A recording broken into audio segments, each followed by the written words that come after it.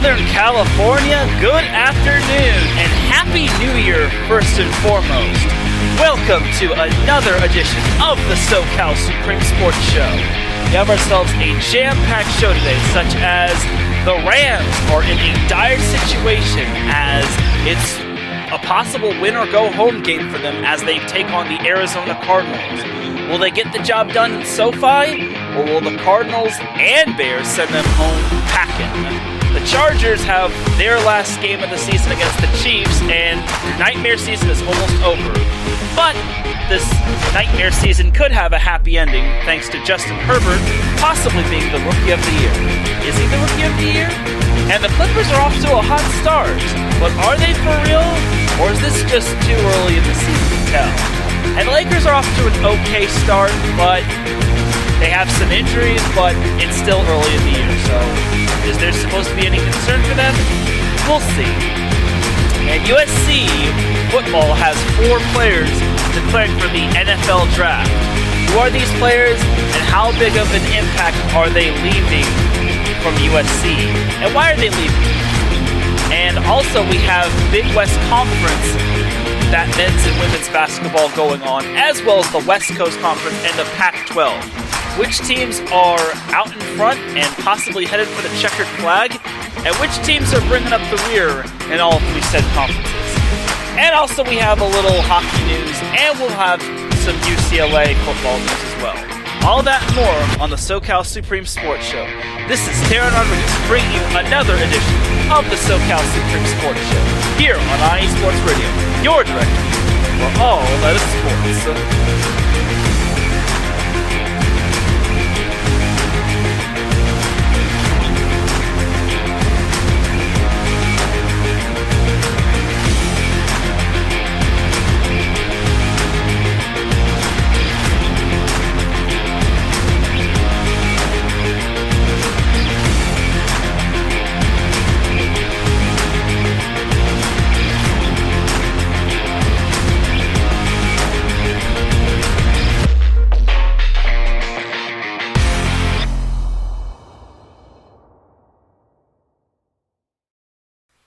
And welcome one, welcome all to another edition of the SoCal Supreme Sports Show.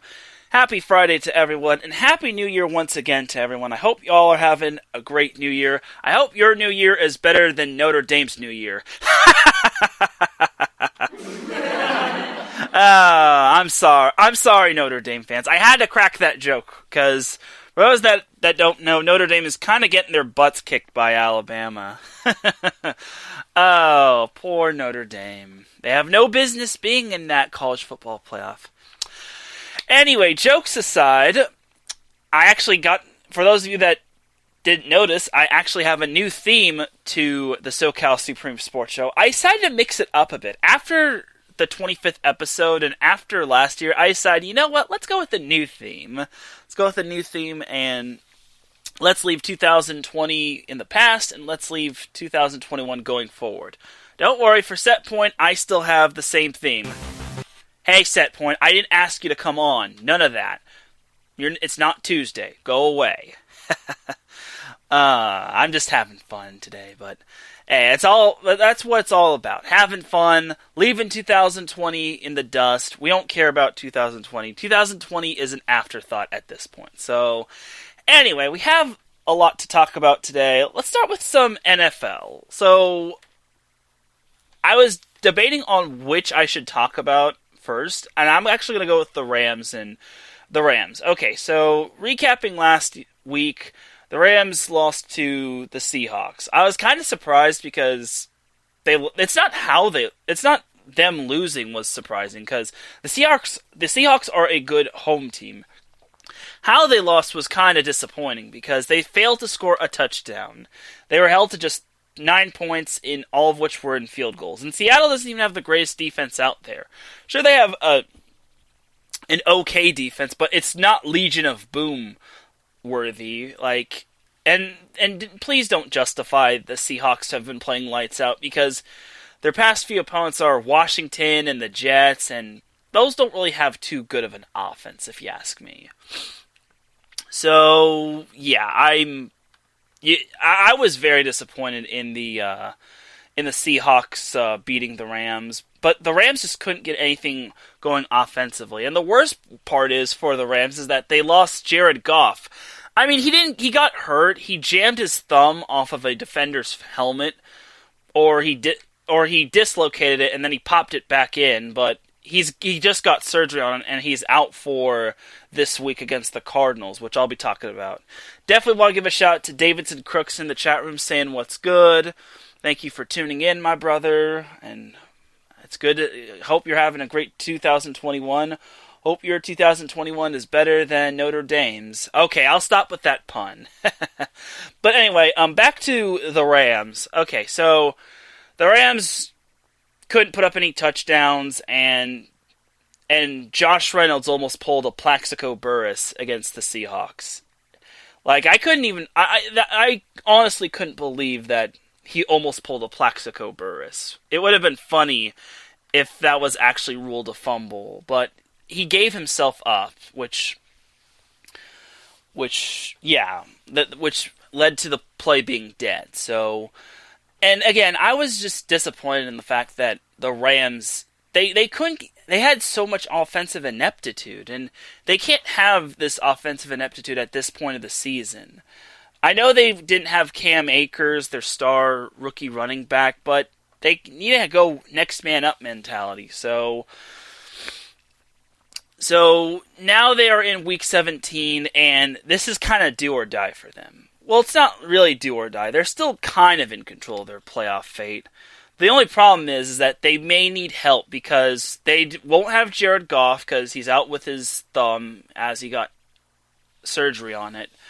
And then they also won't have Cooper Kupp, who is on the COVID list, which really sucks because that is Mr. Third Down right there. So the Rams now have to bank on, in terms of quarterbacks, John Wolford. Yes, the John Wolford out of Wake Forest. He basically is going to have to carry the Rams to victory. And the Cardinals have a pretty good defense with players like Isaiah Simmons and Budda Baker. And their offense is pretty good as well. Kyler Murray, who is also banged up with a leg injury, is also slated to play.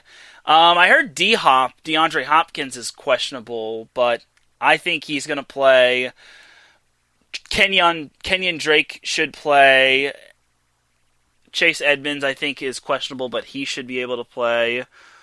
So, and then they also have like other players like Larry Fitzgerald. And the Cardinals are coming off of an embarrassing loss of their own. They lost to the 49ers last week in Arizona. So it's basically whoever wins whoever loses could miss out on the playoffs. Like if the Cardinals lose, they're out of the playoffs. If the Cardinals win, then they're in.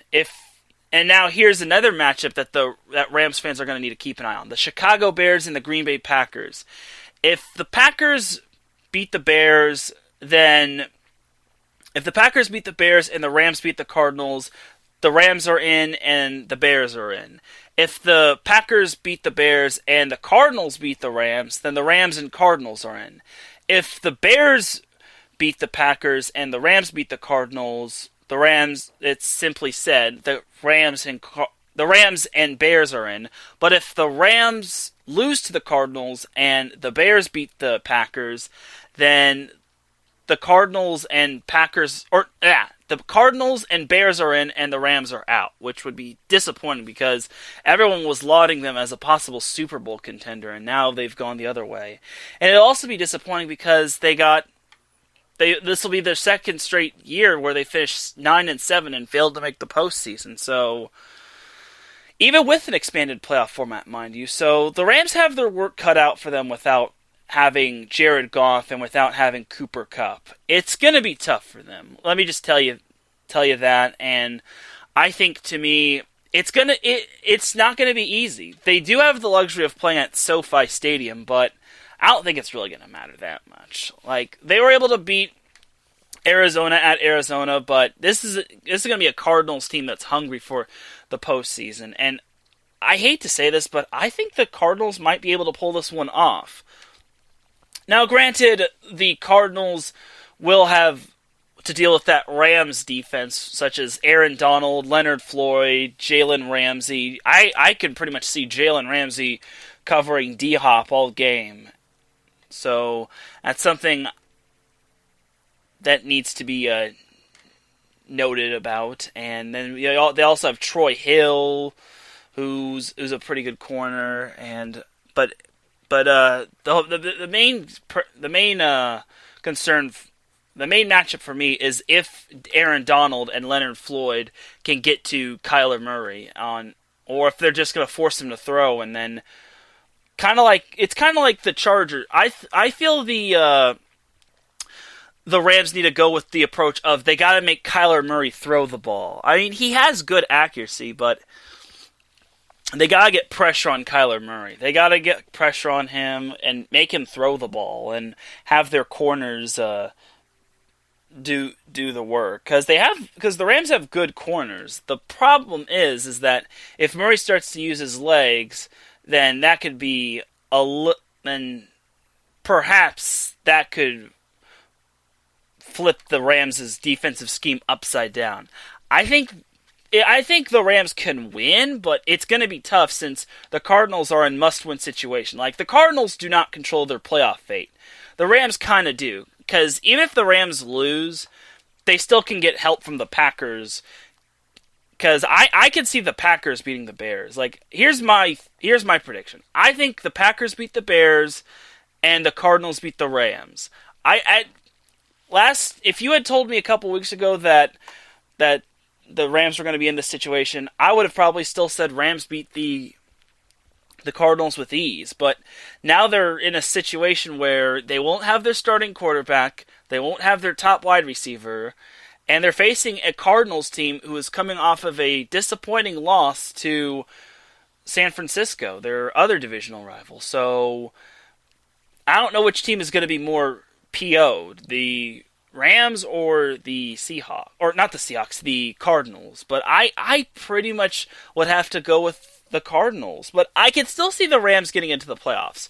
So if the Rams and Cardinals both get into the playoffs, the Cardinals will be the 6th seed, and the Rams would be the 7th seed. And if all goes according to plan, then the Rams could play the Saints in the first round, and the Cardinals would play at Seattle in the wild card round. I keep saying the first round, but it's the wild card round. And then I guess it's also. Well, actually, no. The NFC East isn't decided yet. The NFC East is not decided.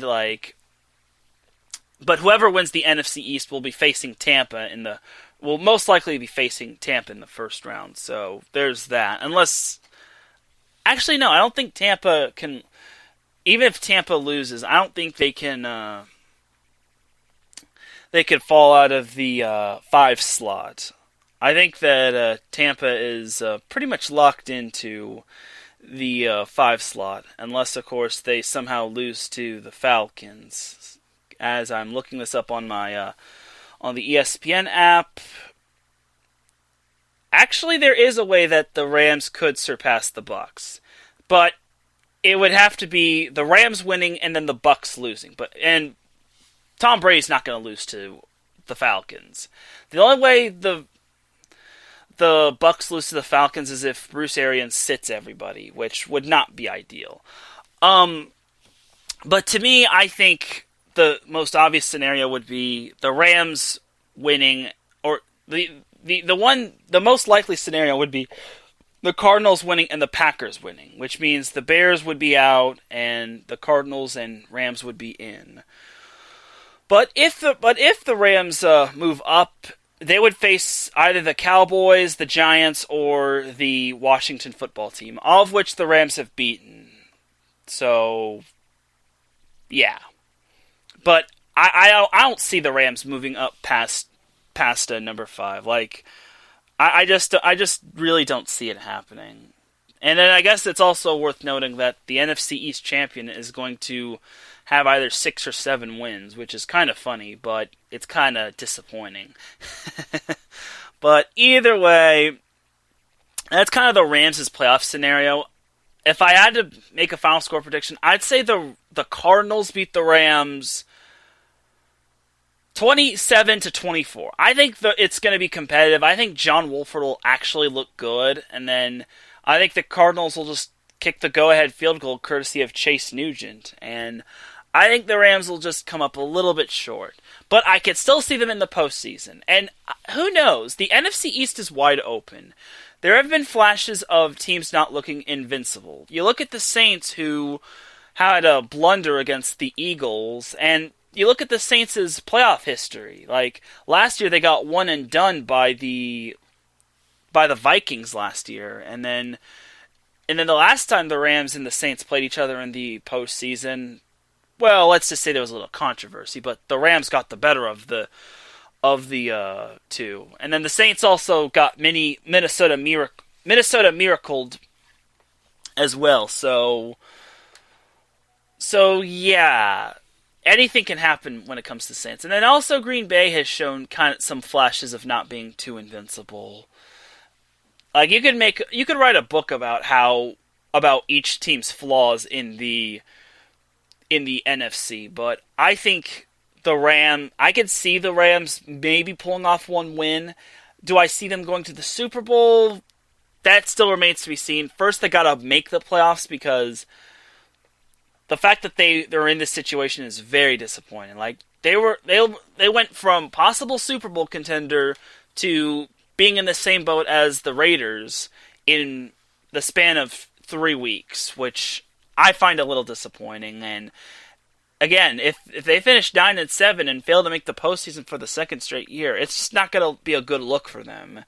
Like, at least for the Chargers, nobody expected them to do anything this year, except maybe build around Justin Herbert. But I think if for the Rams, I don't think there were too big expectations starting out, but then once the Rams started to get it together, everyone was thinking, oh, this team looks pretty legit. And then that loss to the Jets, and then the loss to the Seahawks came, and then everything just fell apart. And the Seahawks are the winner of the NFC West. So Seattle gets to host a playoff game. It's not going to be a matter of if they're going to host a playoff game. It's going to be a matter of who they're going to be hosting. Because they could host the Cardinals, they could host the Rams, heck, they could even host Tampa Bay. So it's still a who is going to be hosting, or who is going to be going to Seattle instead of if Seattle is going to be hosting. So, and nothing's really locked up except for playoff spots and divisions and playoff spots. Like, Seattle can honestly still win the number one seed, can clinch the number one seed if they win, and if the Bears lose, or if the Bears beat the Packers and the Panthers beat the Saints, which I highly doubt either of those happen, because the Panthers are depleted to kingdom come, and the Bears have had rotten luck against Aaron Rodgers and the Packers. So, yeah, it's going to be an uphill climb for Seattle to be the number one seed. But imagine a world where the entire NFC has to go straight through the 12s, except there are no 12s. It's just basically a bunch of sound and a bunch of empty seats. But anyway, I still could see the Rams getting into the playoffs. If the Rams get into the playoffs, then I could see them being a dangerous team. They're probably, at this point, they're now a dark horse to win the NFC, but you never know. You look at the Giants. I think the Giants were 8-8. Or they had lost 4 straight back in 2012, and they wound up winning the Super Bowl. So, and they were a wild card team. So, you can't count out anybody. Any given Sunday, any given Saturday, any given whenever. So, don't count out anybody. Unless maybe they get COVID. And if that happens, then I feel bad for them. But that's pretty much it for the Rams. I have the Rams losing 27-24 against the Cardinals, but I still have them going to the playoffs because Green Bay will be too much for the Bears, and I'm sorry to all the Bears fans that have to listen to that. So anyway, now let's talk about the other NFL team from Los Angeles, the Chargers. As a Chargers fan, I'm so glad their season is coming to an end. This has just been such a disappointing year for them. Like, disappointing does not begin to start. The good news is that they're starting to win. The bad news is they're starting to win at the wrong moment. They're supposed to be winning earlier in the season. Like, where were these one-score losses earlier in the year? Like, last week they just beat the Denver Broncos, which, whoop-de-doo. Too bad Denver isn't really the greatest team in the AFC. I mean, Drew Lock is an okay quarterback, but I don't know if he is the quarterback of the future. So, and then also the Broncos are keeping Vic Fangio, which is cool. As for coaches, I really hope the Chargers do get rid of Anthony Lynn. I just don't think he's the answer. When it comes to 2-minute drills, the Chargers are the worst. They are the worst team when it comes to 2-minute drills. Anthony Lynn is very conservative, in my opinion. Like, he runs the ball way too much, especially on first down. And honestly, I think he's kind of holding his quarterback and his offense back. Like, it's disappointing because Herbert only finished with 254 yards and 1 passing touchdown. That 1 passing touchdown did, however, come at the moment of Justin Herbert breaking the rookie record for number of passing touchdowns thrown, which is really cool. He just surpassed Baker Mayfield, but he only had 1 passing touchdown, which probably explains why he wasn't nominated for Rookie of the Week. But it's okay. Like, he's won a bunch of those awards, and once he gets Rookie of the Year, it's not going to mean jack diddly. Speaking of Rookie of the Year, Justin Herbert to me is the Rookie of the Year. There's no debate in that. Like, I don't see who else is a possible Rookie of the Year candidate. Like, maybe Chase Young, maybe Justin Jefferson, but I think Herbert has the Rookie of the Year on lock. Like, the dude surpassed the passing touchdowns record. And here's the thing about that. He didn't even play a full 16 season. Like, he was thrust into the action during week 2 against the Kansas City Chiefs, who the Chargers play this week. So, I don't see anyone else getting Rookie of the Year other than Justin Herbert. The only way he doesn't get Rookie of the Year is if he somehow gets benched, and if he gets benched, then I will be sad face, and that would not be fun. But Justin Herbert is also on pace to break another record. He's on pace to break the most completions by a rookie in NFL history. He's currently at 374 completions, and he needs 5 more completions to tie Carson Wentz, and then he also needs 6 to surpass Carson Wentz's record, who set the record back in 2016 for the Philadelphia Eagles. So there's that, and then Justin Herbert also needs 340 passing yards to tie the passing yards record from a rookie quarterback, which was set by Andrew Luck, and then he needs 341 or more passing yards to surpass the record. Herbert is currently 4th in terms of passing yards by a rookie, and he's more than likely going to surpass Jameis Winston and Cam Newton, but passing Andrew Luck is going to be tough. Like, the only way, here's the thing about the Chargers. Anthony Lynn just focuses on the run game a whole lot. Like, it's so disappointing, and sometimes some of these teams actually know that the run game is coming. Like the Raiders, they held the Chargers till under 200 rushing yards. I think the same can be said for the Broncos as well. And the Broncos had a beaten up defense, but that also didn't have Von Miller and all sorts of corners as well. So, and they also didn't have Bradley Chubb. So either way, the Chargers, I think, could have won by a lot more against Denver. I'm not trying to say Denver's a bad team. I think Denver's a resilient team. And the fact that they were still in the game because of offensive ineptitude is quite astounding, especially with all the drops that Jerry Jeudy was making. Like, I couldn't believe how many drops Jeudy had, but I feel for the poor guy. But I will say this. I'm glad the Chargers are getting these wins over these divisional foes. I will say that. That's the one good thing about the Chargers beating the Broncos and the Raiders. Even though their draft stock is hurting, I'm happy they're actually beating these divisional foes. Because it just goes to show you that the Chargers are a few key pieces on offense and defense, and a special teams, and a competent special teams unit, and an actual head coach away from actually being competitive and maybe being a playoff team. Like, if the Chargers were in the... I hate to use this card, but if the Chargers were in the NFC East, I think that the Chargers could possibly be a playoff team, but they're not. They're not the Delaware Clams. They are the LA Chargers. So there's that. So this week, the Chargers play the Kansas City Chiefs. The Chiefs are going to be resting a majority of their starters. They are resting Patrick Mahomes, Tyreek Hill, Clyde Edwards-Helaire.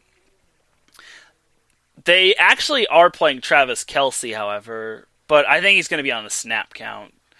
Le'Veon Bell is questionable, but it's mainly going to be resting starters.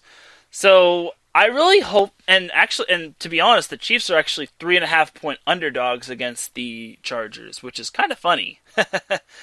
But the Chargers are going to be without a majority of their players. They won't have Keenan Allen, who is on the COVID list, which is very disappointing. He needed 8 receiving yards to surpass 1,000, but unfortunately he's not going to get there. Basically, he got the same treatment as Melvin Gordon did back when he was a rookie, and that was heartbreaking. And Melvin Gordon's now on the Broncos. Anyway, Hunter Henry is still on the COVID list, which is sucky. Joey Bosa's out with a shin. I think he's got a concussion too. But to me, I think it's the good idea to shut down Bosa. Save him for long term. Uchenna Nwosu is on IR along with Melvin Ingram, which is to be expected. The Chargers will also be without Casey Hayward, their top corner, and that's kind of a loss there. But they still at least have Chris Harris Jr., but he was still a little flat too. Like, I also should mention this: Chris Harris Jr. tipped the ball. It was a 4th down play. I think it was like 4th and 10 or 4th and 19 or whatnot, and then Drew Lock threw the ball, and then Chris Harris just tipped it in the air, and then Jerry Jeudy caught it. It's like, are you kidding me? You're not supposed to tip it in the air. You're supposed to knock it down to the ground. So we'll see how he does against Chad Heaney. But the Chargers will be without Joey Bosa, Brian Bulaga, their tackle, which means the offensive line is going to be more penetrated for the most part. Like I said, Casey Hayward Jr. is out. Malik Jefferson is out. Rayshawn Jenkins is out, which that's a big loss right there. And like I said, Uchenna Nwosu is out for the year, which is disappointing, because he's actually a pretty good player. USC product as well. And then Sam Tevi, their tackle, is questionable, meaning they could be starting Storm Norton or Trey Pipkins, which is going to be a complete problem.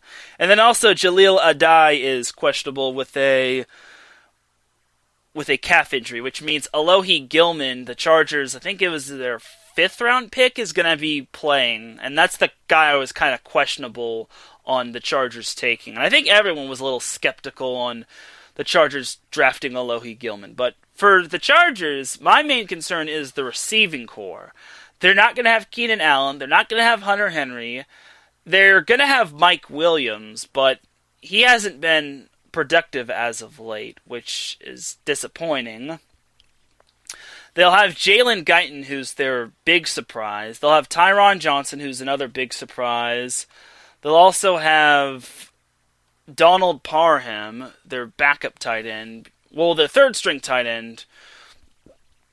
Or actually, no, their 2nd-string tight end, because Virgil Green is out for the injury. So it's going to be Donald Parham, or as the Chargers call him, Chicken Parm. And big shout out to Danny for popping in the chat room. Thank you. Hope you had a great New Year, Danny. So So back to the Chargers. The Chargers are gonna be, Justin Herbert's gonna be throwing to a lot of undrafted and no-name receivers if he wants to surpass 340 yards. I think he could do it, though. I think it's possible. And that is just going to solidify his Rookie of the Year status because the dude is practically throwing to undrafted, like 5th or 6th round picks and backup receivers as well. Like, I don't see how he doesn't get a Rookie of the Year. And the fact that he was thrust in a competition and he's breaking all these records without playing a full 16-game season is quite astounding. So I just still wonder how Justin Herbert is not the Rookie of the Year. So, but we'll see when it comes to the Chiefs. The Chiefs are resting a lot of their stars. Like I said, Clyde Edwards-Helaire is out, Tyreek Hill is out, Ben Nyman is out with a hamstring injury. Mike Remmers is out. And Sammy Watkins is out as well, which is meh, if you ask me. I mean, that's just another wide receiver not going to be playing for the Chiefs. And then, like I said, Patrick Mahomes is out, so we'll get to see Chad Henne? Either way, we get to see the Chiefs' second string quarterback. And that's wise on the Chiefs' part because they've already locked up the number 1 seed. They need not to play their starters in a game that is meaningless. So for the Chargers, though, it's just basically about pride. And I just don't see the point of playing the Stars against the Chiefs, or playing the Stars against the Chargers. But for the Chargers, it's just playing for pride, and for Justin Herbert, it's hopefully breaking the passing yards record. I just hope that O-line contains the Chiefs defense. Like, I don't know if they're going to be starting their usual defensive starters like Tyrann Mathieu and Taco Charlton and whatnot. And then Derek Noddy is questionable as well for the Chiefs as well. But either way, it's going to be tough for the Chargers to win. I still can see the Chargers winning. Like, I see the Chargers winning, but their Arrowhead has been their house of horrors. But I have a good feeling about the Chargers-Chiefs game. It won't mean anything. Their draft stock is going to get hurt. But to me, I don't care. Like, end the season on a high note. End the season on a 4-game winning streak. Like, get the team used to winning so that they can continue to motivate themselves to winning next year and the year before. Because the Chargers have a bright future ahead of them. There are a bunch of injured players and a competent head coach. There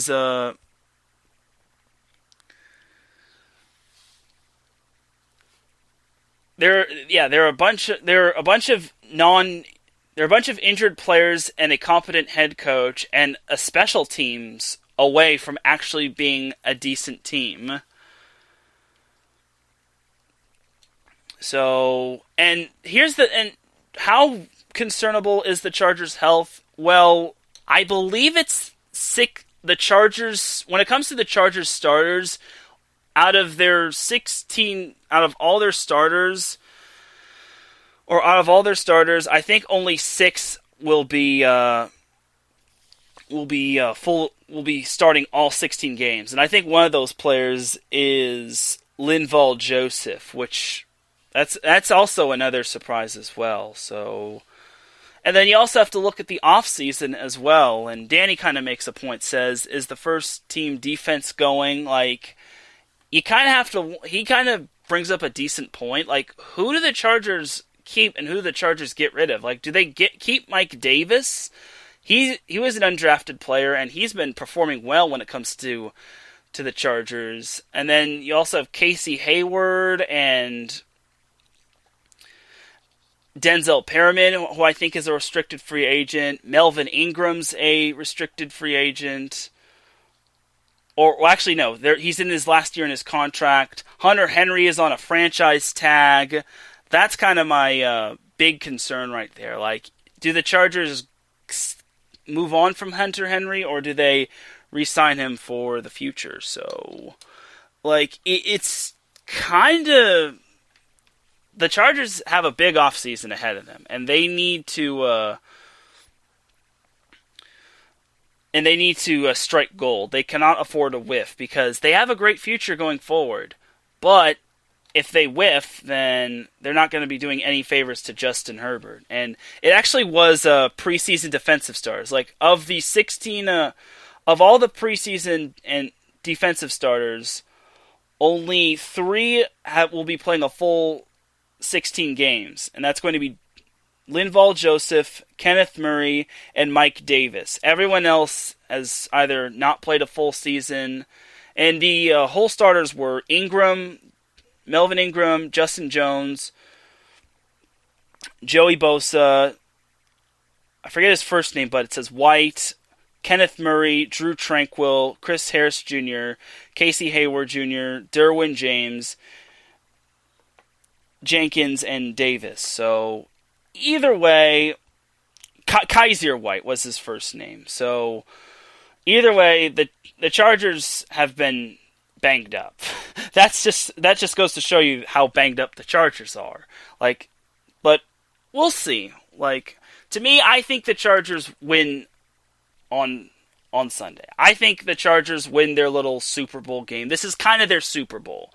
They win. I have them winning 34-24. I think Herbert gets the record. Herbert gets the record, and then they do just enough to escape Arrowhead with a win.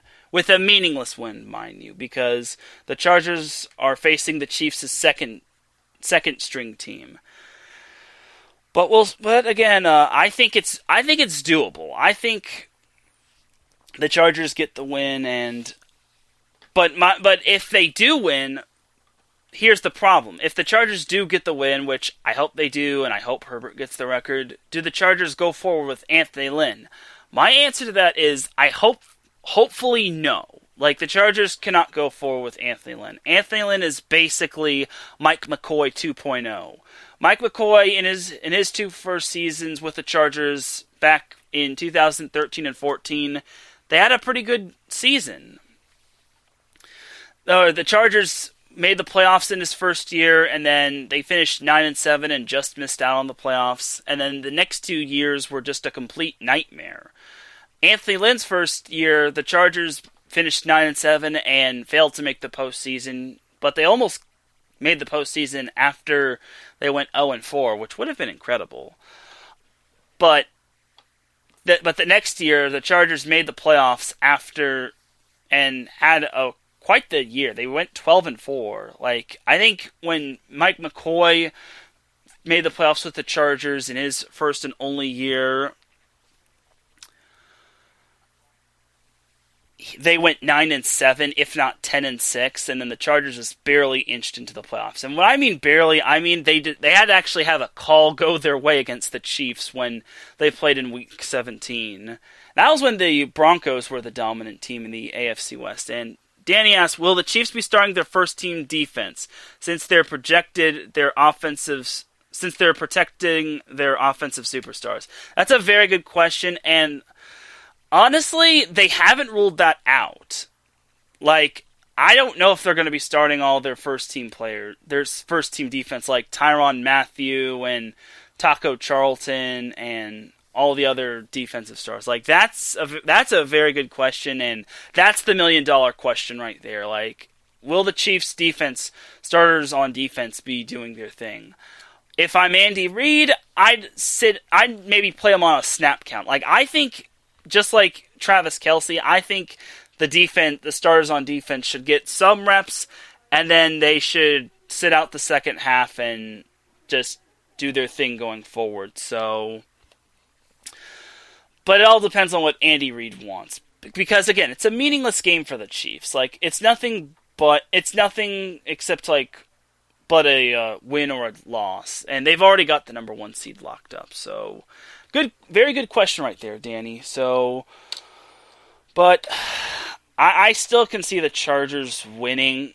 Again, it's not going to have any meaning, and Anthony Lynn could keep his... If Anthony Lynn does keep his job, then so be it. But if not, then... If the Chargers do get rid of Anthony Lynn, then that's awesome. Like, Black Monday, which everyone calls, is basically the day where everyone finds out which coaches are fired and which coaches are going to get kept. And that's pretty much going to be where the Chargers make their decision on Anthony Lynn. Because I actually did see one person say... one person did actually make a prediction that Jim Caldwell would be the head coach of the Chargers. And I'm thinking, Jim Caldwell, the former Lions coach, which I don't think that would be a bad fit, but do the Chargers want to go 9-7 and miss the playoffs in a competitive AFC? Because you look at the AFC, that AFC is loaded with lots of teams, such as the Chiefs, the Bills, the Steelers, the Titans/Colts, the Browns are on the uprise, the Dolphins are on the uprise, the Ravens, the Raiders are on the upswing until they get their stuff together under John Gruden. So I think Jim Caldwell would be a good coach, but I don't think he'd be the greatest coach. I think it would be an okay fit. Like, I think the Chargers need to go for a coach and not, like, a coordinator. Like, I hope they can get, like, Urban Meyer, but they're going to need to throw big boy money at Meyer instead of, like, paying him, like, half of big boy money.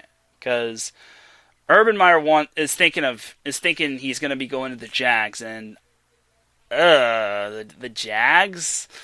I mean, the Jags have a pretty good future with James Robinson and eventually football Jesus himself, Trevor Lawrence, and DJ Chark and that Chenault guy. But we'll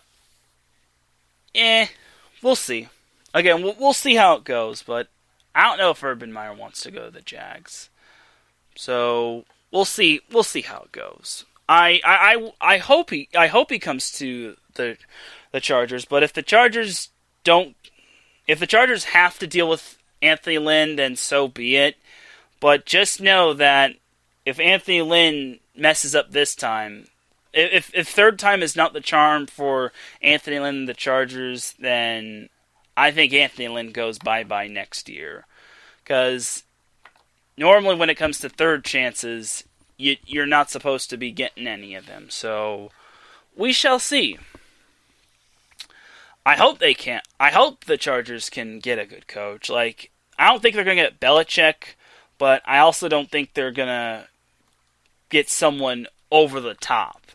Because knowing the Chargers and knowing Spanos and Telesco, they don't really like to break the bank and bring in the big boys. But we'll see. Like, again, the Chargers' future looks bright, but it's all about if their players can stay healthy and if every one of their players can buy in. Because Anthony Lynn's a great guy. I like him. He's a great... Like, I don't think anyone hates him, but the problem is that he just doesn't coach well. Like, he's kind of like the Clay Helton of the NFL. He's a great guy overall, or the Gus Malzahn of the NFL. He's a great, respectable guy. Everyone loves him. He has a great little background story, but he doesn't know how to coach a team. That's just my little take, however, but we'll see. I think if anything, they should just demote Anthony Lynn to, like, running backs coach, because he loves his running backs. Anthony Lynn loves his running backs, since he loves the run game so much. He loves to have Eckler run the ball, along with Justin Jackson and Joshua Kelly and Kalen Ballage, because I know Lynn loves his running backs. Like, It's if you watch a Chargers game, it's just going to mainly be run. Like, Anthony Lynch just needs to let his quarterback do his thing. Then the Chargers might be better than 7-9 at best. But that's just me. So that's pretty much going to wrap it up for the NFL portion of the show. I have the Chargers beating the Chiefs 34-24, while I have the Rams losing to the Cardinals 27-24. But I have the Rams making the playoffs because the Bears are not going to beat the Packers because Green Bay is too good.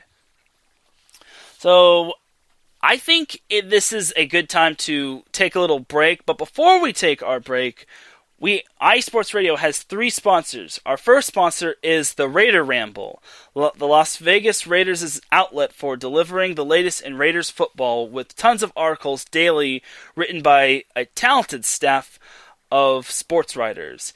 You can follow them on Twitter at the Raider Ramble, on Instagram at the Raider Ramble, and on Facebook being the Raider Ramble. That's our first sponsor. The second sponsor for iSports Radio is Legacy Financial. It's been a difficult year back in 2020, but if you stay positive and you keep your faith and continue to work hard, you will reach your goal. If you're in a financial struggle and you need some help, call 951-732-0130 or 510-928-2104 to book your appointment today.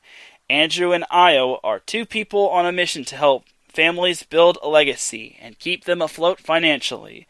You can follow them on Twitter at legacy_uncut and then on Instagram at sims_uncut. Once again, that's Legacy Financial. And the last sponsor is 26 Sports. Looking for interviews with champions, contenders, prospects, and people inside of combat sports, then look no further than 26 Sports with Michael Ruda. He also recaps shows throughout the month in terms of like boxing, combat sports, and anything MMA. You can follow him on Twitter at Wolf2988 and then on YouTube, 26 Sports. So once again, thank you to our 3 sponsors, 26 Sports. Once again, that's 26 Sports spelt out, not the number 26 Sports. It's 26 spelt out, then Sports. Legacy Financial, and our last sponsor, the Raider Ramble, for being sponsors of iSports Radio. Now we shall take our break, and when we come back, I shall discuss NBA, NCAA men's and women's basketball, and some USC football news. So you are listening to the SoCal Supreme Sports Show here on iSports Radio, your direct feed for all that is sports.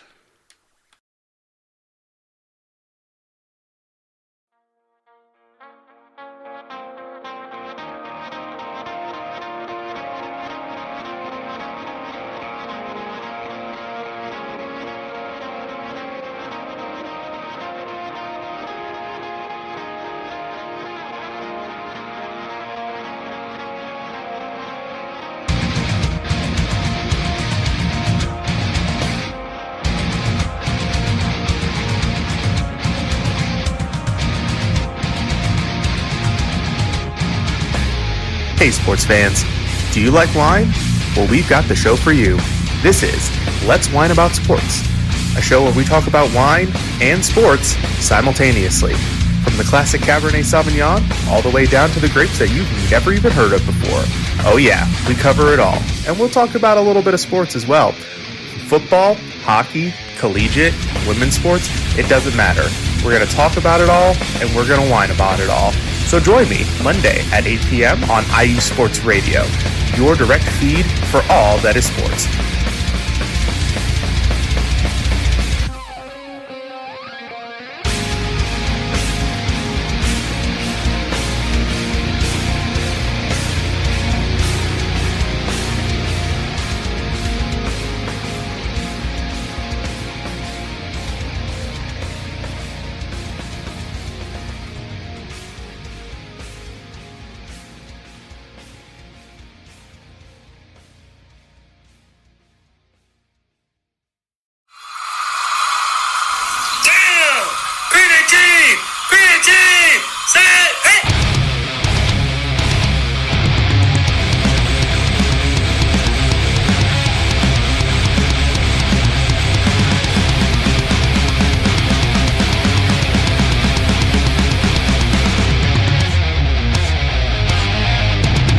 What's going on, football fans? This is me, your boy Larry B, inviting you to join myself, Colin Reynolds, Mike Pat, and John Felipe for one of the most electrifying football shows you have ever heard. 3 and Out, right here at IE Sports Radio.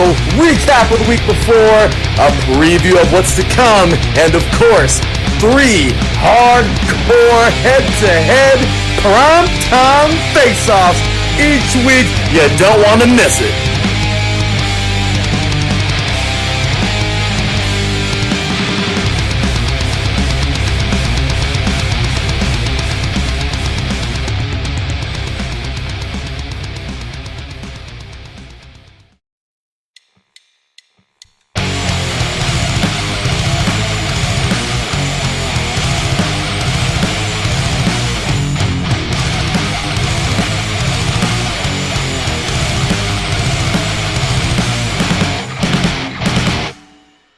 College football, and do you want to hear a college football show dedicated to all that is college football, including junior college and the CCCAA and the NJCAA, the NAIA, and the NCAA, including Division III, Division II, Division I AA in the FCS, and Division I A in the FBS? Well then look no further. Join myself, Larry B, and my colleagues, Mr. H-Town Blake Henley, and Mr. Christian Espinoza, each week during the college football season for the latest in college football on 3 and Out College Edition, right here on IE Sports Radio, your direct feed for all that is sports.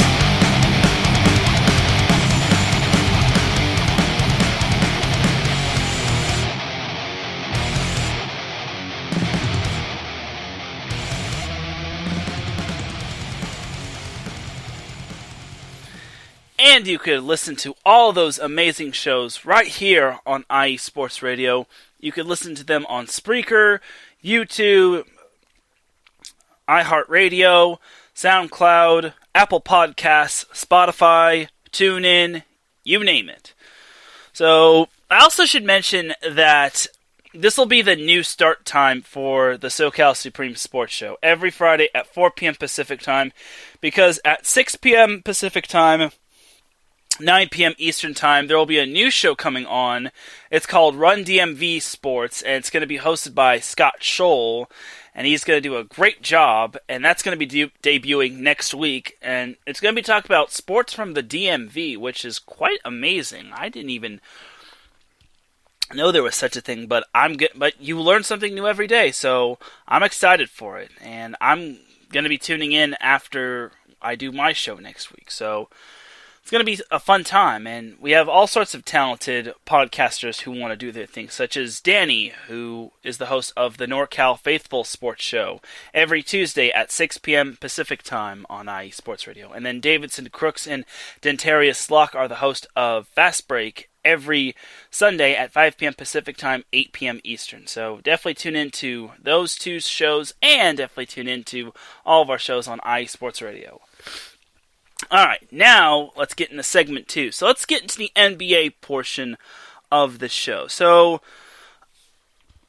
I obviously didn't do the show on Christmas Day, which was last Friday because it was Christmas Day. But quick and dirty, the Lakers and Clippers both won their Christmas Day games. The Clippers surprisingly didn't lose their double-digit lead to the Nuggets, while the Lakers straight up hammered the Mavericks. The Lakers won 138-115, which was quite impressive, actually. The Mavericks are a pretty talented team, but I think that the Lakers need to make a statement win, and I hope they're able to. And who knows? Maybe we'll see the Dallas Mavericks be on the come up, and I think that Mavericks have a lot of talent and upswing to their team. Like with the Rockets taking a step back and with their little turmoil, I think the Mavericks can take that division, the Southwest Division, with ease, with the greatest of ease. And once Kristaps Porzingis comes back, then you definitely got to watch out. So, impressive win for the Lakers over the Mavericks on Christmas Day. Then last Sunday, the Lakers beat the Minnesota Timberwolves 127-91, which that's not surprising just because Karl Anthony Towns hurt his wrist, and unfortunately he was unavailable for the Timberwolves. Anthony Davis also kind of hurt. I think he hurt his leg as well in the Dallas Mavericks game where he aggravated it, and he was unavailable for the Lakers, and that's how the Lakers just dominated the Timberwolves. And then the Lakers on Monday lost to the Portland Trailblazers 115-107. And for the first time in 60 games, the Lakers lost a game after they led past the third quarter. They had led 85-84 going into the fourth quarter, and unfortunately the Lakers couldn't hold on. The Trailblazers just torched them. Gary Harris Jr. was a freaking beast for them, and as well as CJ McCollum and Damian Lillard, and Nurkic was dominant as well. So it was a disappointing loss for the Lakers, but the Lakers kind of have an excuse. Like the Danny's saying yay. I think he might be saying yay too. I don't know what he's saying yay to, but it is what it is. Back to the Lakers. The Lakers, they have an excuse. They were playing the second of a back-to-back. They went from focusing on the Timberwolves to focusing on the Trailblazers. That's a huge jump right there. And honestly, and it's the second of a back-to-back. Like, it's kind of a tough little pickle to be in when you're the Lakers. It would have been even tougher had the Lakers had traveled from Minnesota to Portland, but that is a little tough situation for the Lakers, but again, I think they'll be fine. Like I said on Twitter, they'll be fine when it comes to, because it's early in the season and the Trailblazers have a good team. I think this could be the year the Trailblazers actually take the next step and overtake the Thunder. So we'll see. So we'll see how it goes for the Lakers. And then the Lakers just recently beat the Spurs 121-107.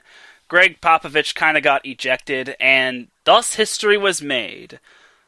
Becky Hammon, the former San Antonio Silver Stars player of the WNBA, got to coach in an NBA game, which was absolutely amazing. And she became the first coach, or the first women's coach, to coach in an NBA game, which is quite astounding. So we definitely got to give the applause button for her.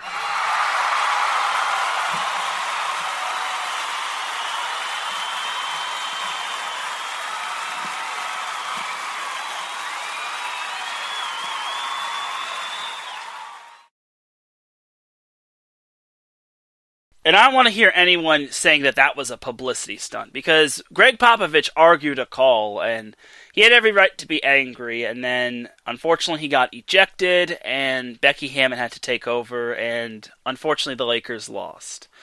So, the Lakers today have faced a familiar foe, as they face the San Antonio Spurs again right now. They're actually playing right now, which is quite amazing, so that's cool. But I could see the Lakers winning that game just because the Spurs are kind of in a rebuild. And I don't know how long Popovich is going to coach, but we'll see. So the Lakers play the Spurs tonight. They play at Memphis on Sunday, and then they also play at Memphis next Tuesday as well, which is quite surprising. They're getting so many back-to-back games against these same teams. I don't know if that's how the NBA structures it, but it's kind of an interesting thing for the NBA. Maybe it's just a little test run. Like, you expect to see that in terms of like college sports, like in the West Coast Conference or the Big West Conference or the Pac-12 when it comes to like basketball, but not for the NBA. I think that's quite interesting, but maybe they're trying to get rid of like possible like, well, it's on the tip of my tongue. It's possible like cases of COVID or attempting to spread COVID or having COVID reach any of the players. So that's kind of my thought process. That's just what I think. But after the Lakers play the Grizzlies on Tuesday, on Thursday they return home to Staples Center to play the San Antonio Spurs. So they get to face the Spurs in the span of 8 days. 3 times in 8 days. That's quite amazing. So I guess the Lakers shouldn't be complaining, but we'll see. Maybe Greg will have a better game plan as time goes on. The Grizzlies might be somewhat easy pickings just because they lost Ja Morant. And that's a huge loss for the Grizzlies. And I think the Grizzlies had some other injuries going on with them. But the Lakers also have injuries as well. Somewhat. Like, LeBron is day-to-day with that ankle. Like, he says it still hurts him. It's still aggravating him, but he says he's not going to miss any time, which is kind of cool. Like, it's cool for Laker fans. Like, I don't know how it's going to affect him long-term, but hopefully he'll be able to, fully heal it at one point of the season. Like, that's what I hope. And then, anyway, back to the Lakers and their games. After their game next week against the Spurs, next Friday they play at home against the Bulls, and that shouldn't be too difficult. Like, the Bulls are kind of struggled out the gate, but I think going forward, the Bulls are starting to get some steam up, but I don't think that they should be too much of a challenge for the Lakers. So, realistically, I could be seeing the Lakers go on a 6-game winning streak going into next week. I don't want to jinx that, but it's possible. I can maybe see them at least losing one, but it's not likely going to happen. Like, maybe they'll lose one to the Grizzlies, even though the Grizzlies are kind of reeling. And then maybe the Spurs, but realistically, the Lakers could go on a 6-game winning streak.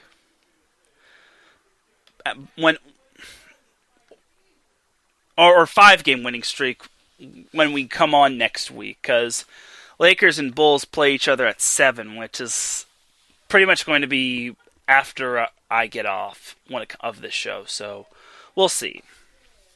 I'm not trying to jinx anything, but but it is possible. Like, on paper, it looks like the Lakers could go on a 5-game winning streak, but you never know with the NBA.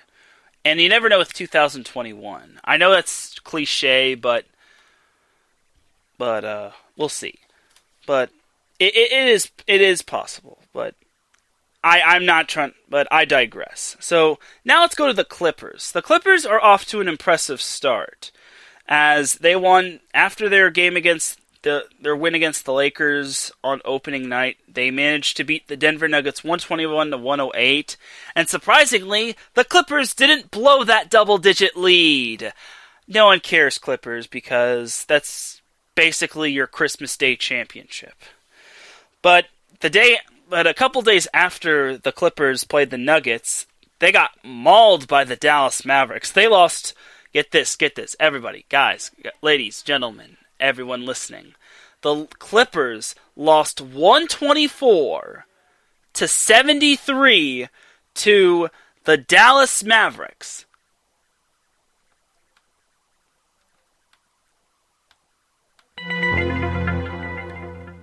Yes, you are listening to that you are listening to that correctly. The Clippers lost 124-73 against the Dallas Mavericks. They lost by 51 to the Mavericks, a team that had lost by like 20 plus points to the Lakers. I couldn't believe that. I'm like, is this a typo? Like, I couldn't believe it. Oh gosh. Like, how do you lose by 51 to the Mavericks? At home, mind you. Oh, no, Clippers. Oh, no, Clippers. What are you doing? Like, why are you losing? Why are you losing to a team that the Lakers were able to beat? Though the Lakers lost to the Clippers, and then they lost to the Blazers. I digress, though. So, anyway, that was that game on Sunday, which was which it was a good thing NFL was going on. Otherwise, the Clippers would be the butt of everyone's jokes on last Sunday. But I still think that's pretty funny that the Clippers lost by 51 to the Mavericks. Yeesh. Anyway, on Tuesday, the Clippers did beat the Minnesota Timberwolves 124-101. And unlike the Lakers, they actually performed well on their second of a back-to-back as they beat the Trailblazers 128-105, which is like, ew. I mean, it's impressive that the Clippers were able to pull out the victory, and it's kind of impressive that the Clippers are off to a decent start, but can we really like say that the Clippers are legit? Like even if the Clippers do get the number 1 seed, can they actually make it out of the second round of the Western Conference playoffs? That's the huge question, because you saw what happened last year. The Clippers were the number 2 seed, and they had a 3-1 lead against the Nuggets, and I think they led by 17 against the Nuggets at one point until they blew that lead, and then they blew another double-digit lead against the Nuggets in Game 6, and then they blew another.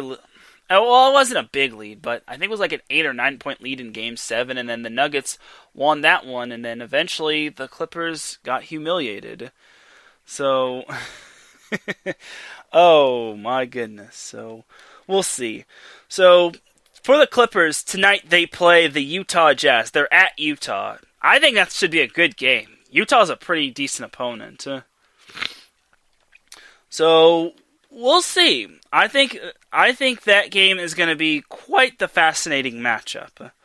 And then on Sunday, the Clippers play at Phoenix. So they go from Utah tonight, and they go to Phoenix on Sunday, where they'll play the Phoenix Suns. The Suns have been quite the surprise. Their only loss was to the the Kings, I want to say. I'm pretty sure it was the Kings. Looking on their schedule right now just to confirm.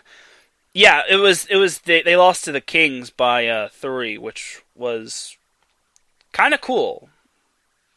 Kind of cool, but not really for the Suns. But it was cool for the Kings because Danny cares about the Kings. Either way, that Suns-Clippers game should be fun. I think it'll be really fun to see the Clippers take on the Suns. Like, the Pacific Division is going to be really talented. Like, even the Kings might even have a shot. But it's still early in the season, so we can't really, jump to conclusions and say, oh, this team's a playoff team. Because a lot of teams could be suspect at this point, so we'll see. So then next Tuesday, on January 5th, the Clippers play at home against the Spurs. So the Spurs are going to get a taste of what the Clippers can have, as they're going to basically go back to back against the LA teams. They got the Clippers on Tuesday and the Lakers on Thursday. And then Wednesday, after the Clippers face the Spurs, it's the second of a back-to-back for them, as they have to travel up to NorCal to face the Golden State Warriors, which is Danny's team. And I want to say it's Danny's team, but either way, they basically have 2 games against the Warriors on Friday and then next Wednesday and next Friday as well. So that's going to be fun. And he even says, sounds like the Warriors back-to-back games against the Nets and the Bucks. But I'm actually going to be interested to see how the Clippers fare against the Warriors. I think the Warriors can give them a run for their money. Like, obviously not having Clay hurts, but I've seen the Warriors. Steph Curry is still pretty good. Well, and when I say pretty good, I mean he's really good. And then he's still got it in him. They also have James Wiseman, who is on the uprise. I think he's going to be a great rookie and a great superstar going forward. Draymond Green is also up there as well. Again, I really hate that Klay Thompson got hurt, but he's going to come. I know he's going to come back strong, and he's going to come back motivated. Like, it really just sucks for him, because I have a soft spot for Klay because his dad was a former Laker as well, and he's also a broadcaster for the Lakers as well, which is really cool. And the best part about the Clippers and Warriors facing off against one another is that they'll both be on ESPN. So it's going to be on national television, going to be on prime time, and I'm really looking forward to those two matchups. So now let's check the standings in the Pacific Division. The Clippers sit on top of the Pacific Division at 4-1, while the Lakers are 5th in the Pacific Division at 3-2, tied with the Sacramento Kings. As for the Western Conference, the Clippers are surprisingly the top team in the Western Conference at 4-1, and the Lakers are tied at they're tied at number 3 with Sacramento and New Orleans at 3-2. Theoretically, the Lakers are number 5, but this is early in the season, so it means squat diddly. And there are no undefeated teams, which means no one's going to possibly go 72-0, which that's not going to happen. That would have never happened anyway, because there's no such thing as a team going undefeated in the regular season unless you're playing NBA Live or NBA 2K and all that stuff. Either way, that's pretty much the early season standings for the Lakers and Clippers. So that's pretty much that for the Clippers and the Lakers in terms of the NBA. Let's go to some NCAA men's basketball, and I'm going to try to breeze through this just because there's a lot going on. In terms of men's basketball, there have been some COVID cases, but Long Beach State, and the most recent team being Long Beach State, but they are restarting their season back as they are playing Cal State Bakersfield. They did have like a COVID case back in like early December. They were supposed to play like Cal Baptist, and then that game got canceled after they played San Francisco, in which San Francisco won because yay! Anyway, but Long Beach State is back to playing basketball on the men's side. They are currently leading Cal State Bakersfield 33-32 at halftime. It is the first Big West Conference basketball game for the Beach, because Long Beach State is no longer known as the 49ers because of no rules. Apparently everyone got offended by the word 49er, and they thought that Prospector Pete was a bad guy and he was not a good guy, and they wanted him gone, which made me sad face because I liked Long Beach State being known as the 49ers because they were founded in 1949. But I digress. So anyway, other scores going on. We have UC Santa Barbara facing Cal State Fullerton, which is some cool stuff right there, and that's pretty much that. Thanks, Danny, for tuning in, and I really appreciate you, and thanks for tuning in, man. But San Diego's University of San Diego's men's basketball team unfortunately has to pause their men's basketball program because of a COVID case, which really sucks because, well, they were actually gotten to the swing of things when it comes to the Big West Conference, and then now it's back on pause. They actually just recently lost to San Francisco, but they didn't lose by much. They only lost by like, I think it was like 8. They only lost by 8. They lost by 8 to San Francisco yesterday, 70-62, which is not too bad. Speaking of scores from yesterday, UCLA squeaked by Utah 72-70. USC lost to Colorado 72-62, which is very annoying. Like, I thought USC was better than that, but I guess not.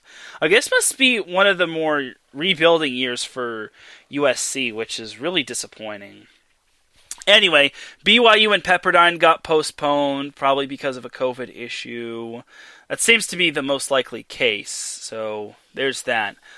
There weren't any games on this past Wednesday regarding the NCAA men's basketball teams from SoCal.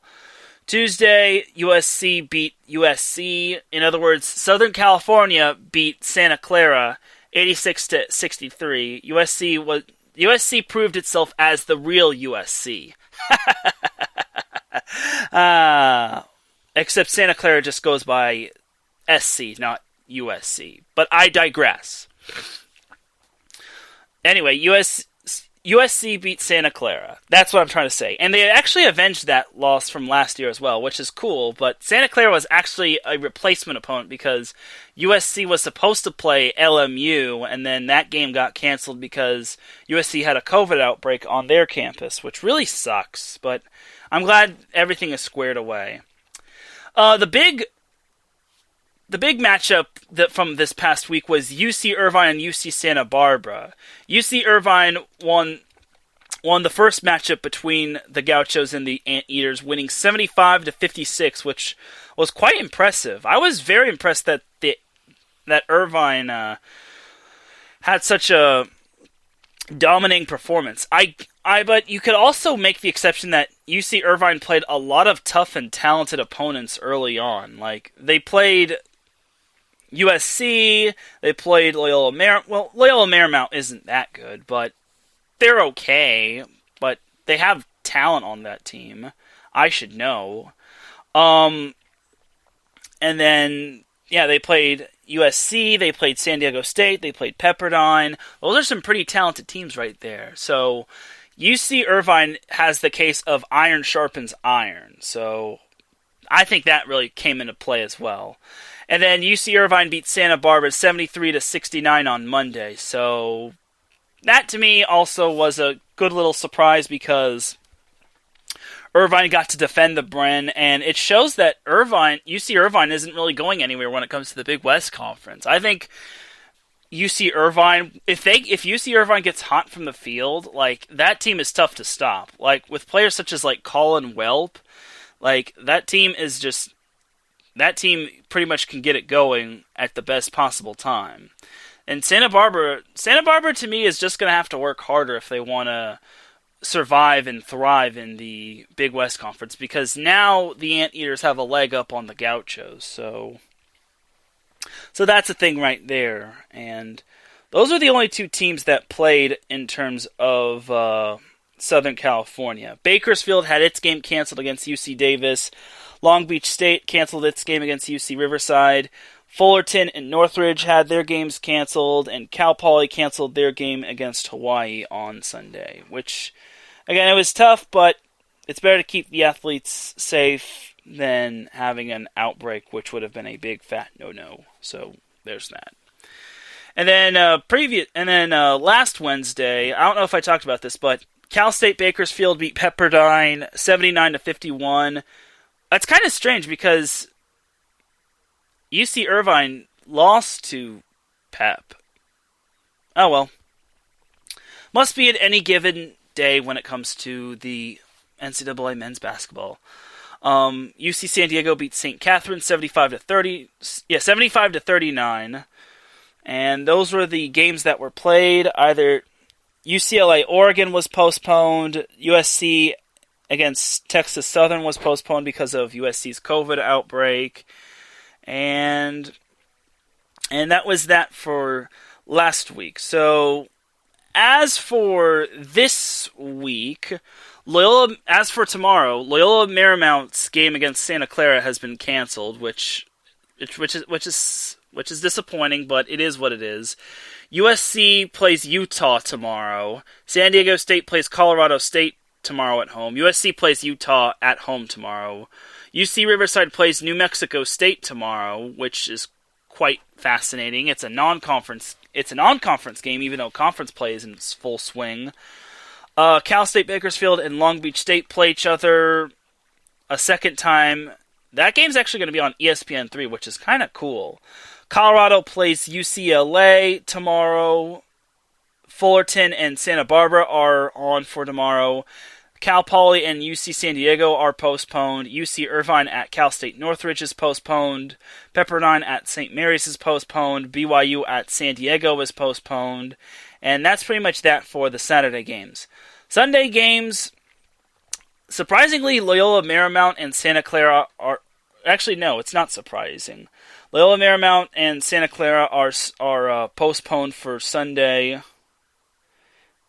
my app is going all over the place. Anyway, New Mexico State and UC Riverside are on for Sunday. And that's pretty much that, because there's no other games in Southern California that's on the schedule. And my app just crashed. Thanks, ESPN app. Why gotta do this to me? Anyway, I pulled it back up. So, on Monday, San Diego State's game against UNLV has been postponed. And that's pretty much that in terms of, like, games on Monday. On Tuesday, there are no games because nothing is scheduled that day. Wednesday, there's no games. Thursday, Loyola Marymount plays Portland with the time to be determined. For the time being, San Diego and Loyola Marymount is playing at Portland. San Diego is playing St. Mary's for the time being on next Thursday. But that it still remains to be seen on if San Diego can clear its COVID case. But if not, then that game will be postponed. USC plays at Arizona next Thursday on ESPN2. That's going to be fun. Pepperdine plays at San Francisco next Thursday. San Diego State plays Nevada next Thursday. UCLA plays at Arizona State next Thursday as well. And that's pretty much that for all the SoCal teams playing next Thursday.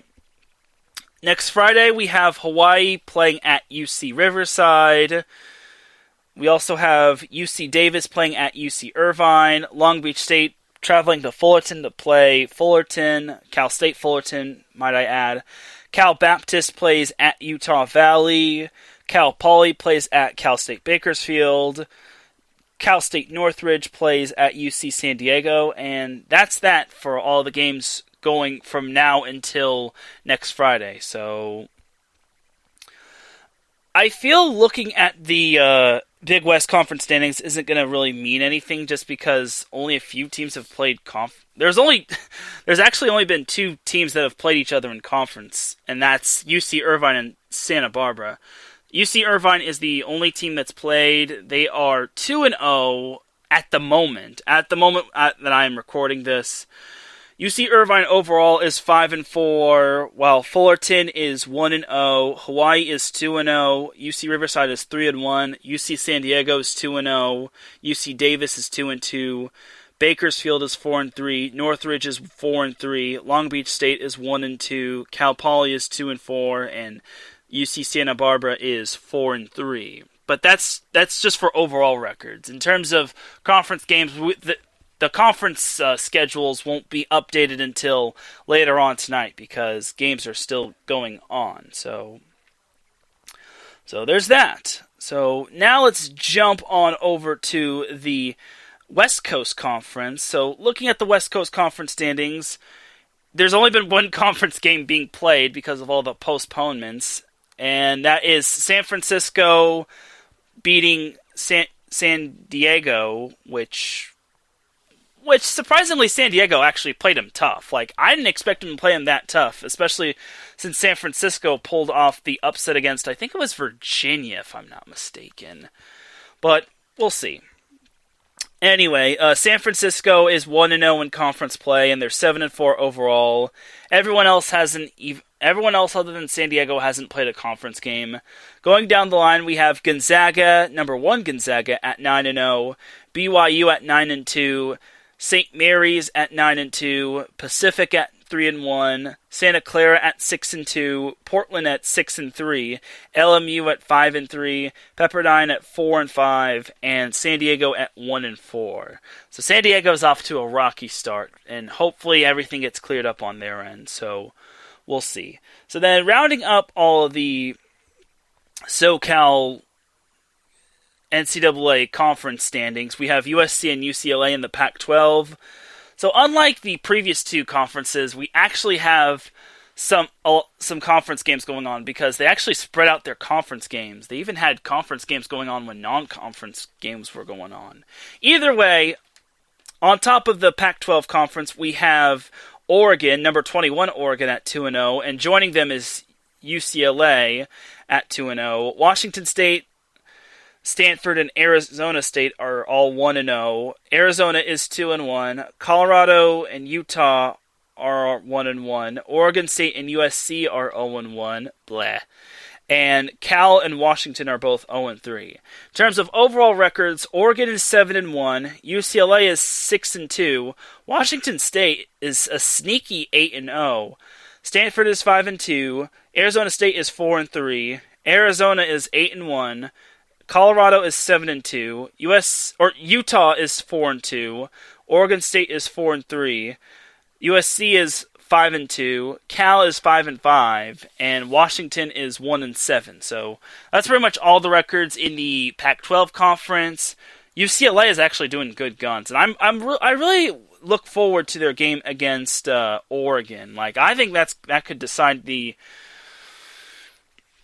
Pac-12 right there. Like, UCLA is such a talented team, and I think they have what it takes to take the next best step. Like, it all depends on if they can keep it consistent, because we saw how they did against San Diego State, and they kind of belly flopped. So, but I think they're picking up steam at the correct time. So, it's good stuff from them. So, that's pretty much that for the NCAA men's basketball side of things. So now let's recap the NCAA women's basketball side of things. So currently we have Long Beach State leading Bakersfield 49-43 in the third quarter, late in the third quarter. We have Santa Barbara leading Fullerton 23-18 in the second quarter. We have Cal Poly beating UC San Diego 90-68 earlier in the day, and that was that. I think UC San Diego, that was actually UC San Diego's, theoretically it was their second game of the season.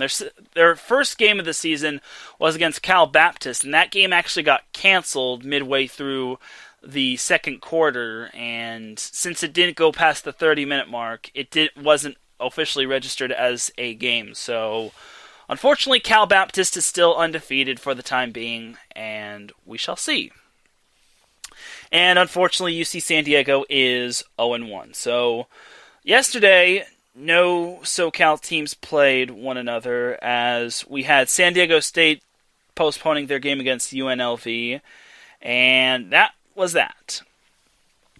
So on Wednesday, we had Pepperdine losing to Gonzaga 58-42.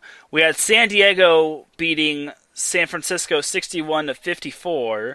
We had Loyola Marymount losing to Portland 53-58. And that was that, as there weren't any other games played other than those West Coast Conference games. Anyway, on Tuesday we had Long Beach State beating UC Riverside 71-66. That was actually the second game, and that game was actually moved from Long Beach State to UC Riverside because Long Beach State's gymnasium had a little leak in it, courtesy of the rain. So, yeah. And that was actually the only game that was played because that was moved from Monday to Tuesday. So, anyway, on Monday we had Loyola Marymount barely losing to Gonzaga 65-62. We had Pepperdine losing to Portland 74-64. We had UC Irvine beating UC Santa Barbara 69-56. We had San Diego losing to Santa Clara 51-49. And that was that, as Bakersfield's game against UC Davis was canceled, Fullerton's game against Northridge was canceled, and Hawaii's game against Cal Poly was canceled, and Riverside and Long Beach State got moved to Tuesday. So there was that. So Sunday, we had Long Beach State beating UC Riverside 74-44. We had UC Irvine squeaking by Santa Barbara 64-60.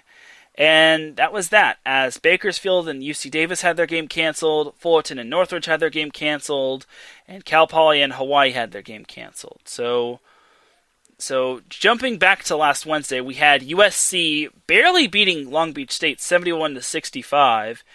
Santa Clara beating Riverside 54-48. Tough loss for the Highlanders there. And that was that, as there weren't any other games going on last Wednesday. And that was the last time I did a show prior to today. So there is that. So tomorrow, in terms of games regarding NCAA women's basketball games in Southern California, we have San Diego State's game against UNLV postponed. We have UC Riverside's game against UC Davis postponed. We have UC Irvine's game against Cal State Northridge postponed. But on the docket for tomorrow, we have Pepperdine at San Francisco. We have Cal Poly at UC San Diego. We have Long Beach State at Cal State Bakersfield. We have Santa Barbara at Fullerton. And we also have Loyola Marymount at Santa Clara to close out Saturday. So there's that. So Sunday we have this one's going to be a great game. Number 11 UCLA at number 8 Oregon in terms of Pac-12 women's basketball. That's going to be fun stuff right there. Then we have USC and Oregon State, whose game is postponed. And I think that is it. Yes, that is it. Because there's no other game scheduled on that day. So Monday we have Pepperdine playing at Santa Clara. We have Loyola Marymount playing at San Francisco. We have San Diego playing BYU at San Diego. And that's that for those games. Tuesday we have no games in Southern California regarding NCAA women's basketball. Wednesday, we have no games. And Thursday, we have San Diego State at Nevada in terms of NCAA women's basketball. San Diego against Pepperdine also follows. Loyola Marymount plays BYU at Loyola Marymount with a time. All those games will have a time to be determined, so we don't know if what time those games will be played at. And then next Friday, we have number 11 UCLA playing Colorado at the Pauley Pavilion. Then we have USC playing Utah at the Galen Center.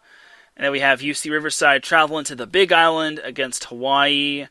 And those games are to be determined, as well as UC Irvine playing UC Davis next Friday. Bakersfield plays Cal Poly next Friday. Cal Baptist resumes its play, and they'll look to stay undefeated as Cal Baptist plays Utah Valley next Friday. Cal State Fullerton and Long Beach State play each other next Friday at Long Beach State. And UC San Diego and Cal State Northridge is canceled because of more than likely COVID outbreak. So let's go to the Big West Conference standings. I know I've been jumbling through a lot, but we're almost to the home stretch of the NCAA women's basketball portion of the show. So in terms of the Big West Conference, there hasn't been too many games being played, but in terms of conference, UC Irvine and Long Beach State are both 2-0, while Cal Poly is 1-0. Bakersfield, UC Davis, Fullerton, Cal State Northridge, and Hawaii are all have yet to play a conference game.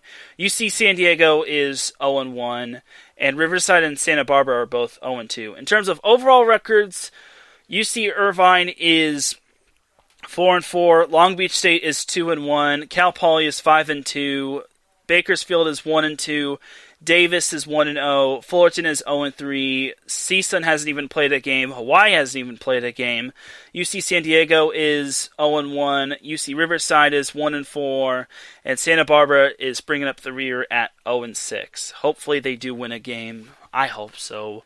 They have a good chance. They were leading last I checked. Anyway, Cal Baptist is 8-0, which is absolutely amazing. I'm so glad they're 8-0. And Larry B., if you're listening out there, Lance up! So, I had to do that. So, yeah. So, anyway, now we jump to the West Coast Conference. In terms of the standings, there hasn't been too many games being played. BYU, Gonzaga, and Portland are all 2-0. Pacific is 1-0. Santa Clara and San Diego are 1-1. St. Mary's is 0-1. Pepperdine, San Francisco, and LMU are all 0-2. In terms of overall records, BYU is 6-1. Gonzaga is 7-2. Portland is 5-3. Pacific is 3-1. Santa Clara is 5-3. San Diego is 4-3. St. Mary's is 2-5. Pepperdine is 3-3. San Francisco is 4-4. And LMU is bringing up the rear at 1-6. Poor LMU. I hope they can get out of the basement soon. I'm not trying to be harsh or anything, but I'm just trying to be real. Just saying. Now let's go to the Pac-12. So Pac-12 has actually had their games being played currently, and hopefully they can stay consistent. Arizona and Oregon are both atop the Pac-12 at 5-0. Stanford is 4-0. Washington State is 3-1. UCLA is 3-2. Arizona State is 2-2. Colorado is 2-3. Utah is 2-4. Oregon State is 1-3. Washington is 1-4. USC is 1-4, and Cal is bringing up the rear at 0-4. In terms of overall records in the Pac-12 conference, Arizona, Oregon, and Stanford are all 7-0. Washington State is 5-1. UCLA is 5-2. Arizona State is 6-2. Colorado is 4-4. Utah is 3-4. Oregon State is 3-3. Washington State is 4-4. USC is 3-4. And poor Cal is 0-7. Hopefully they don't go undefeated. That would be very demoralizing, but I think they and UC Santa Barbara and UCLA have had some issues going on with their team that I can't discuss on the air, so I digress. But that's it for all the NCAA women's basketball scores and standings in terms of NCAA women's basketball. A couple more things before we sign off. So the NHL I haven't really mentioned a whole lot about the NHL, but the NHL will be starting on January 13th. The Anaheim Ducks and the LA Kings won't be playing until the 14th. The Ducks will be playing at Las Vegas with the time to be determined, while the LA Kings will be playing at home against the Minnesota Wild. And they're going to be in a special, divisional split. It's going to be the conferences are all divided into 4 different conferences: the West, the East, the Canadian, and I think the North. The North, I want to say. I haven't really like I said, I haven't really taken too much time out in terms of the NCAA or the NHL, because we haven't really gotten too many. There hasn't been too much NHL news regarding the Ducks and the Kings, but we'll see. We shall see, but yeah, the Ducks and the Kings both play on the 14th, and that's going to be fun times. And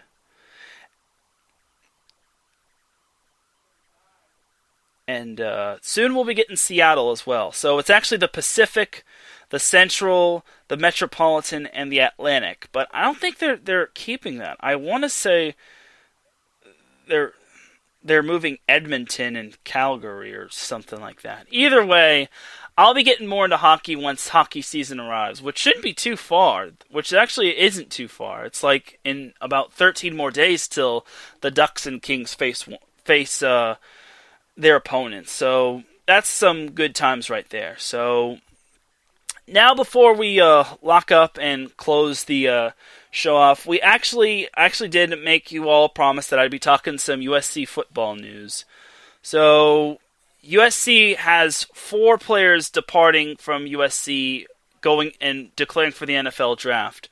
Their first player is Marlon Tuipulotu. I can't believe I actually pronounced that name right. But Marlon Tuipulotu has declared for the NFL draft, as well as Elijah Griffith, Dante Williams, and the biggest one to depart, Talanoa Hufanga. Talanoa Hufanga is their only All-American, and this dude is a freaking defensive monster. I think this dude might be the next Troy Polamalu, or even better than him. But this guy's going to be a beast when when it comes to the NFL draft. Like, whoever snatches him, their defense is going to get so much better. It would be scary to see the Patriots get him, but we'll see. I'm really excited to see. I really hate to see all those players go just because I'm a USC guy, but I think those players are going to be making some noise. The only one I do kind of question is Elijah Griffin. I thought it was Griffin. Elijah Griffin. I don't know if he... Everyone is saying that he's going to be like a day 3 prospect. I kind of feel... I don't want to agree with those people, but at the same time, I hope he can prove the doubters wrong. I think he can, but it all depends. Like, I feel... Can he, like, uncommit to the NFL draft and stay to USC?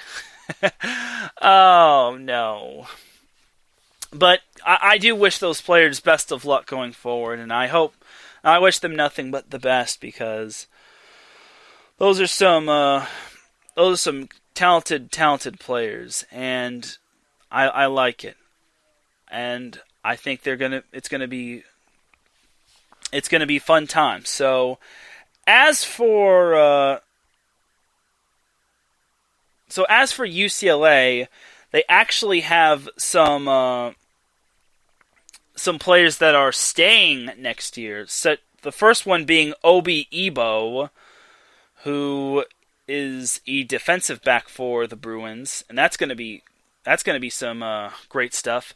A big one will be Britton Brown, who will be staying for one more year. He was their one of their star running backs. Quintrez Knight is going to be staying for UCLA, and then I think, and DTR, Dorian Thompson-Robinson, is not declaring for the NFL draft. He is staying at UCLA, which is big news right there.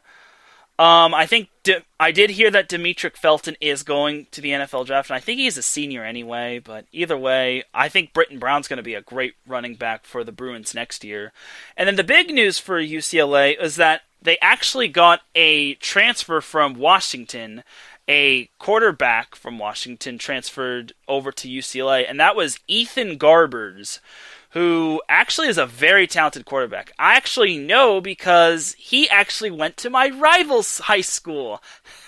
But really, this Ethan Garbers is a really talented quarterback, and I think he's going to do well when DTR graduates or declares for the NFL draft or whatever. Either way, if I'm Washington, I'm a little flabbergasted as to why he walked down on you. Like, I think if Ethan Garbers is going to learn well under DTR, and he's going to learn Chip Kelly's system really well. So, and by the way, Ethan Garbers is the younger brother of Chase Garbers, the quarterback for Cal. So, UCLA is kind of looking pretty good for next year. Like, I was kind of hoping Garbers would go to USC, but USC already has their quarterback controversies over there as well. So, UCLA is looking kind of good to maybe be a talented team next year. Like, I think they're on the right track under Chip Kelly, and I think that the Bruins could take the next big step going forward. But we'll see. We'll see. It's too early to tell, and you never know if transfers and opt-outs become a thing. So, we shall see. But I think that's going to end it for tonight's show. I did go past an hour and 90 minutes. Or not an hour and 90 minutes. I did go past an hour and 30 minutes, but I want to get everything nailed down. And I want to get everything nailed down. I want to get everything covered, especially going forward. So I'll try to shorten everything next week. My goal is to try to shorten this to about 90 minutes. I know I have a full 2-hour span going forward, but maybe I want to just shorten it to 90 minutes, but we'll see. Before we get on out of here, I definitely got to give a shout to all of our sponsors. Our first sponsor is the Raider Ramble. The Las Vegas Raiders outlet delivering the latest in Raiders football with a ton of articles daily written by a staff of talented sports writers. You can follow the Raider Ramble on Twitter at the Raider Ramble, on Instagram at the Raider Ramble, and on Facebook being the Raider Ramble. Our second sponsor is Legacy Financial. It's been a tough year, especially when it comes to 2020. This year, however, as long as you stay positive and you keep your faith and continue to work hard, you will reach your goal. If you're ever in a financial struggle and you need some help, call 951-732-0130 or 510-928-2104 to book your appointment today. Andrew and Io are two people on a mission to help families build a legacy. You can follow them on social media at legacy_uncut, and you can follow them on Instagram at Sims_uncut. Our last sponsor for IE Sports Radio is 26 Sports. Are you looking for interviews with champions, contenders, prospects, and people inside of combat sports? Then look no further than 26 Sports with Michael Ruda. He has recaps of his shows on a monthly basis regarding matches in terms of boxing, combat sports, and anything MMA. You can follow him on Twitter at Wolf2988, and you could also subscribe to him on YouTube being 26 Sports. It's 26 spelt out, then the word sports. So once again, that's 26 Sports. Our three sponsors for IE Sports Radio, your direct feed for all that is sports. You can also keep up to date on IE Sports Radio on Instagram and on Twitter at IE Sports Radio. You could also like him on Facebook, and you could subscribe to them on YouTube, and their website is www.iesportsradio.com, and we're all just a bunch of talented podcasters and sports fans who love to talk sports and breathe sports and eat sports. So definitely do check us out. And also, if you want to have your business promoted, your business or your work promoted, definitely do follow IE Sports Radio, because they have themselves a little deal when it comes to broadcasting, when it comes to promoting your shows and your content and your businesses. You can if you want your show or your podcast or anything of your content promoted, you can go to www.fiverr.com/IE-sports-radio, and you could just talk to Larry B or LB53 Productions, and he will promote your content for a reasonable price. So definitely do check it out. It'll definitely be on our IE Sports Radio social media sites, especially Facebook and Twitter. So you definitely gotta check that out. And that's pretty much that for everything. So for the first time in 2021, it is time to get on out of here, because it is almost dinner time, and it's almost 6 o'clock here, so we gotta dip. But we're not dipping like a banana in chocolate. We're saving that for Tuesday. Well, thank you all once again for tuning in to the SoCal Supreme Sports Show. Thank you to Danny, who was popping in the chat room, talking about how the Lakers were he was happy that the Lakers have lost, but he respects the Lakers. So definitely do check out Danny's show. He does a top-notch job with his show, the NorCal Faithful Show, every Tuesday at 6 p.m. Pacific time. Thank you to Davidson, who popped in the chat room saying his 2020 or his 2021 was better than Notre Dame's. And yes, Notre Dame football lost to Alabama 31-14. They had no business being in the college football playoff. Yeah. But everyone, have yourselves a great rest of the night. Hope you all have a great weekend. Hope your New Year's is starting out on the right foot, because no one wants to start their New Year's on the wrong foot. I will catch you all Sunday for a live call of an NFL game being the Dallas Cowboys and the New York Giants, the New York Football Giants.